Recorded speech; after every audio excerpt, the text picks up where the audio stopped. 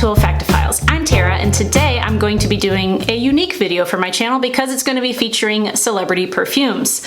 And the main star of the show is this new one from Ariana Grande. It's called R.E.M. or R.E.M, like rapid eye movement. And I believe she has a song called this, and that's the extent of my knowledge of Ariana Grande. But anyway, this is her newest perfume, so I'm gonna open this and smell it for the first time. I took the cellophane off because nobody wants to hear that. I also did though pick up Cloud, which I know most people have smelled at this point. I have as well when it first came out, but it's been a while, so I don't really remember what it smelled like, and there was a discount, so I went ahead and got this. And of course, I'm going to do the obligatory comparison to Baccarat Rouge 540, even though nobody needs another comparison. I'll save that for the end in case you don't want to watch it. Okay, so let's go ahead and open up this box here with the new Ariana Grande perfume. I will say I don't usually go for celebrity perfumes. I own, unless you count the Elizabeth and James line, which I don't really because they're sort of designers in addition to being celebrities, but if you don't count that, I own literally one celebrity perfume before buying these two. So these would be the second and third celebrity perfumes that I own. And I will say, interesting, that the bottle is part of what caught my attention. However, it's very scuffed. Like, there are many scuffs all over the outside of this bottle. You know, you get what you pay for. Let me see if this comes out. Yeah, it does. I think it moves. Okay, well, we're just gonna leave it. But I know that the Cloud one does come out of its little cloud, so I thought this looks like this might too, but I'm just gonna leave it. It is, however, scuffed on the outside, so don't expect yours to come pristine if you buy this. I got it, there we go. So it does come out. So I did look up the notes of this like when I first saw it released because, like I said, the packaging caught my eye, so I clicked on the link on Ulta and I did see the notes, but I don't remember really what's in here. I just remember there's caramel or something sweet. I remember that it had some sweet things that I thought I would like. So what I'm gonna do is I'm gonna spray it on this arm and smell it and give you sort of my first impressions as to what I'm getting from it, and then I'll look up the notes and tell you what's actually in it. So let's just go ahead. And by the way, if you are using this, it's hard to get the top off without this coming out, just so you know. So anyway, here we go. Okay, let's let that settle. Mostly just smelled like alcohol right then. Okay, so right away I do get something very sweet. Maybe it's caramel, but it almost smells like a marshmallow a little bit. Sort of like how in Kurkdjian Princess smells. This doesn't smell exactly the same by any means, but it's sort of along that line. I also get some sort of a fruit in here, but it's not like your super fruity berry kind of thing, but there is a fruitiness to it. I can't pinpoint it just yet. As this is starting to settle, I am picking up something kind of woody, and then maybe even some florals in there. Yeah, so right away I got something really sweet, like a caramel, but like I said, it kind of leans more towards like a marshmallow type of scent. And then as it started drying down, I got some woodiness, I got some fruit also, but like I said, it's not like a berry kind of fruit. And then now I'm starting to get, in addition to the woodiness, some florals, and maybe even something slightly spicy like a tonka bean, maybe. But yeah, I can't really pinpoint anything more in particular than that. Does it smell like a niche perfume? No, it does not. But it certainly smells better than many celebrity and designer perfumes that I've smelled before. I have no idea about the performance because you just watched me spray it for the first time ever. But it's pleasant, not my favorite. I can tell you that right away, but it's pleasant. All right, so let's go ahead and check the notes. Okay, and according to Ulta, this is classified as a floral fragrance, and it's a woody musk type of floral. So I did get some woody notes, that's right. And I did get some florals, so that was right too. Let's see, top notes, quince. That must be the fruit, or fig. There's quince and fig in here. I could not have pinpointed either of those specifically, but that's what they credit in there. So quince, fig, salted caramel, and marshmallow. So there is marshmallow. I get a lot more of what smells like marshmallow as opposed to caramel. So if you were looking for the caramel, I mean, it's sweet, but I get the marshmallow mostly. Okay, the middle notes are where the florals come in. So there's pear blossom and lavender blossom.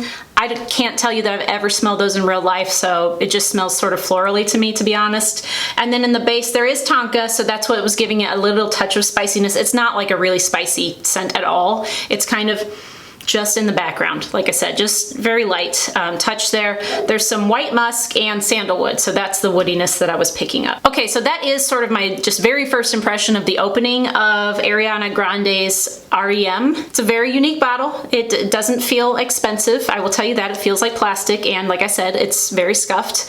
But you know, it was not expensive. I think this size, which is 50 ml, was $54, but like I said, I had a discount, so I got it for closer to 40, which was good. So, you know, you get what you pay for. Let's move on. I'm gonna smell Cloud, do my little comparison, and then at the end I'll come back and tell you kind of if this has changed at all. Okay, so here is the box for Cloud. Like I said, most of you probably experienced this before. It's been out for quite some time. I smelled it in the store a long time ago. It apparently wasn't anything that made me want to buy it at the time, but people just keep hyping it up, so let's try it again. I did go ahead and just get the 1 ounce 30 ml so that it wouldn't be very expensive whatsoever, and again, I had a discount. But this one here has sort of similar packaging in that, you know, it kind of comes out of this little Cloud plasticky thing. It looks like a toy to me. Not something that I would personally want to display, but if you have like a really kind of kitschy type of vibe, then maybe you would enjoy this. So I'm gonna go ahead and spray Cloud on my right wrist here. Okay, that has less alcohol in the opening than the other one. The other one, when I first smelled it, was like burned my nose hairs. This one, you know, obviously gets compared to Baccarat Rouge 540 all of the time. And as someone who has owned and worn Baccarat Rouge 540 for quite some time, I feel like I could give you a decent comparison. At least, like I said, this is first spray, so it's not in the dry down, but in the opening. So I can see the vibe in the opening. Kind of, I can see why people would compare these two. There is something there that's overlapping. However, I don't think they share any notes, which is unique. Let me go ahead and put on some BR540.